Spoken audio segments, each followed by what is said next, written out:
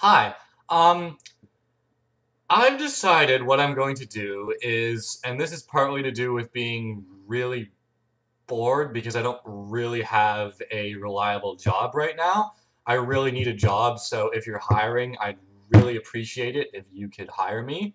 That this is I guess this is an advertisement for work because I'm ready to do anything. Just hire me, please. That'd be good. But in the meantime, before I get hired, I am going to be starting a video blog to discuss things. I don't know what exactly, but what I'll be discussing today, because I think this is kind of like one of the most important things to me as a person, is developing a positive attitude in the wake of circumstances that are not always necessarily like ideal or positive, because I mean, well, circumstances are rarely like exactly how you want them, but I think what you can do is develop a way of looking at the world that actually like corresponds to your ideal life, even if you're not living your ideal life. Like you can, it's kind of like, it's a little like that thing, that law of attraction idea, which I think is kind of not real. Well, that basically says that if I sit here and think about something, eventually I will attract the perfect leather couch or the perfect car. And I think that's kind of dumb. But when you boil that concept down to like its basis, the basis of that concept is just like develop an attitude that is like you are as happy as you could ever be regardless of your life. So it's almost like you can teach yourself to be happy and teach yourself to feel emotions that aren't necessarily corresponding to what you want your life to be. See, I'm not even making sense anymore. Let's just forget it. No, but I think this is an important concept that a lot of people don't realize is like just right in front of them, and that anyone can teach themselves to do this. Like you just have to develop little day-to-day habits, routines, and again, just kind of a way of looking at things that isn't kind of focusing on the negative, because there's always going to be negative.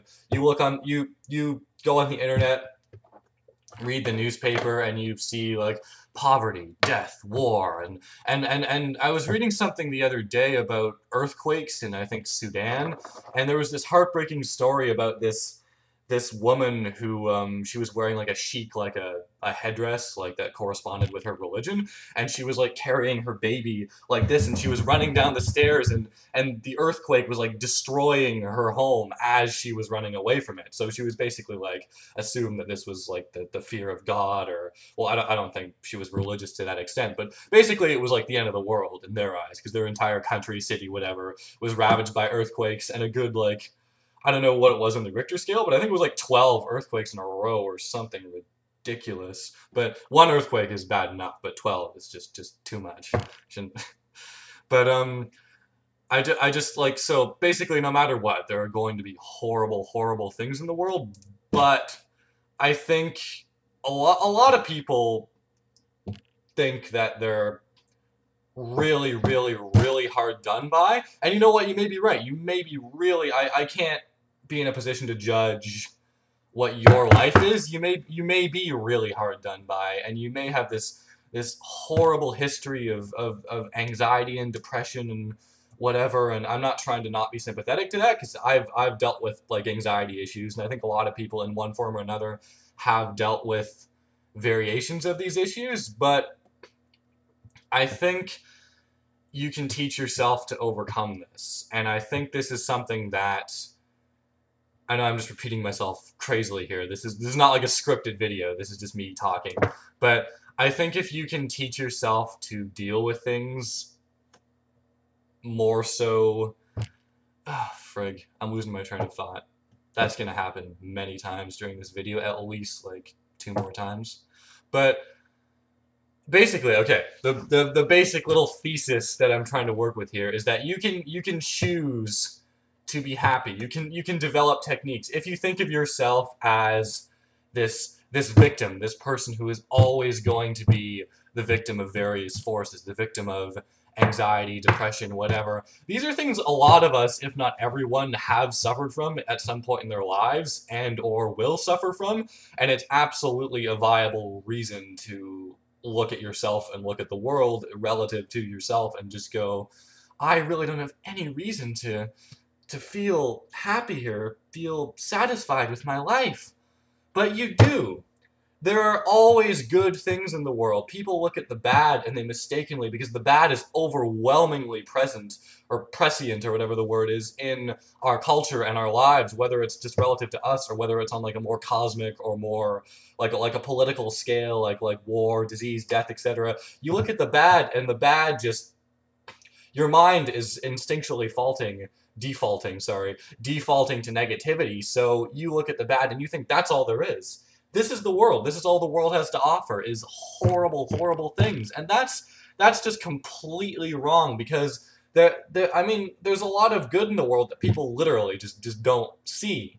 I mean, day-to-day things, like you wake up in the morning and it's a nice day out, it's sunny, the weather's nice, even the weather's not nice. There's like just little things like flowers, trees, the weather. I mean, like all these things are like well, maybe not miracles, but I don't know. I mean, you could say they're miracles in a sense, because a lot of people don't even know why we're here, how we got here. I mean, science, religion is providing all these various explanations that are changing from day to day, but you don't know anything for sure. So the fact that we're even here at all, I mean, some seriously depressed people, which I'm not trying to like belittle what they're going through, they're just be like, I don't want to be here, I'm too depressed, which is understandable, and you can be sympathetic to that, because me and I'm sure most of us have been through similar thought processes in our lives. But I think the fact that we can even just get up in the morning is kind of a miracle. The fact that we're here at all, that we're just randomly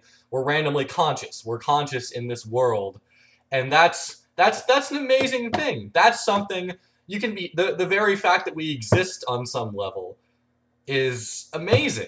That's amazing, and that's almost like a building block for like a new philosophy of happiness. If you can just go, wow, the fact that I can even get up in the morning, even if I'm not doing exactly what I want beat for beat, like, oh, I don't like my job, my boss is kind of a pain, you know, that professor gave me 3 essays all due tomorrow, and he is just I can't even say that. But you know what? You got up in the morning, you were awake, you were conscious, and that is amazing.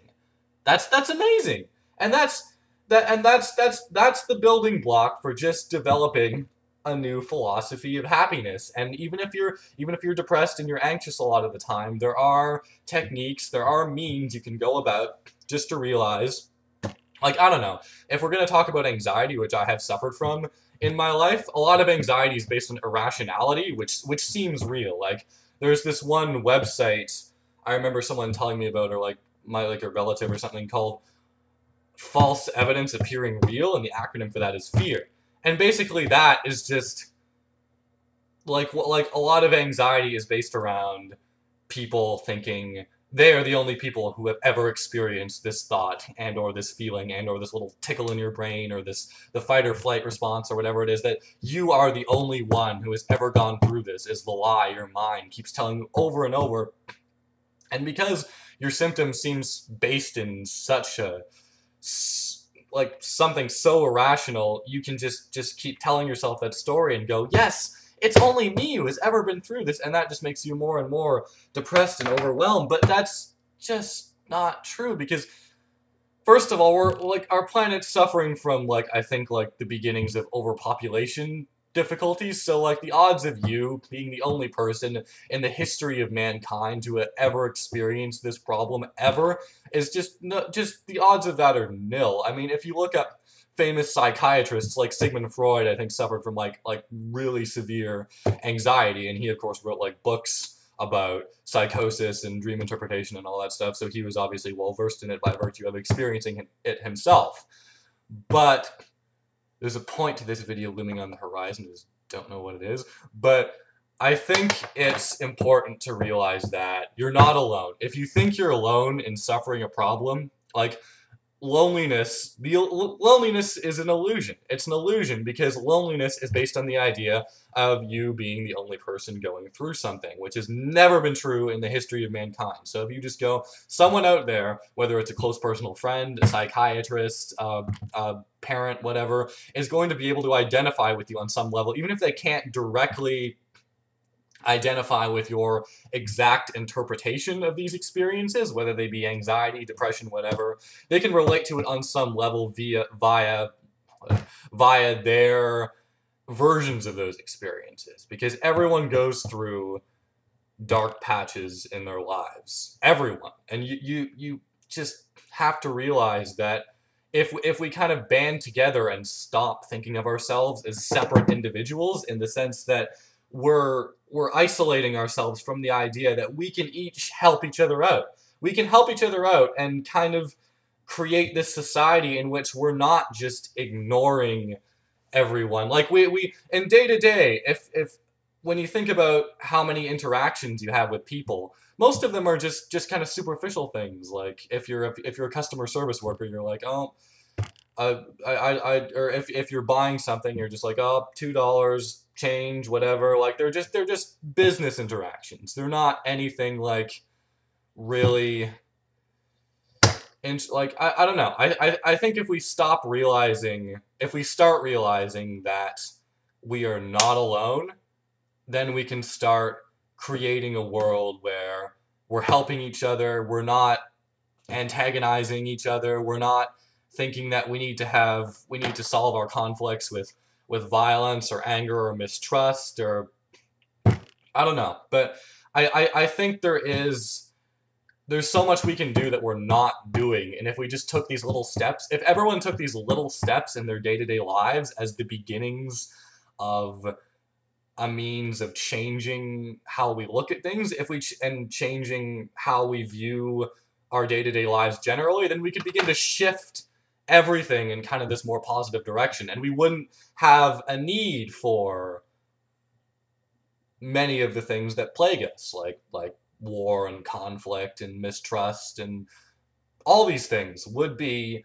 slowly, maybe not entirely eradicated, but the need for them, the supposed need to kill another person in a war-based setting, would slowly wean itself away if we can start talking to each other and realize that you're not alone, and you've never been alone, and you've got to start trusting other people to help you. And if you do that consistently, then we can create a world where we are pro humanity in all forms, where we're not divided by race, creed, whatever. These are all fear-based conceptions of the mind that are just like, well, we fear what we don't understand, which is like racism and anti-homosexuality, and all these things are rooted in like just us not being able to compute, like, oh, I don't understand this culture, or this doesn't correspond with the Bible's interpretation of whatever. So that's, if all these things are just, if we could just erase all these constructs and almost like reprogram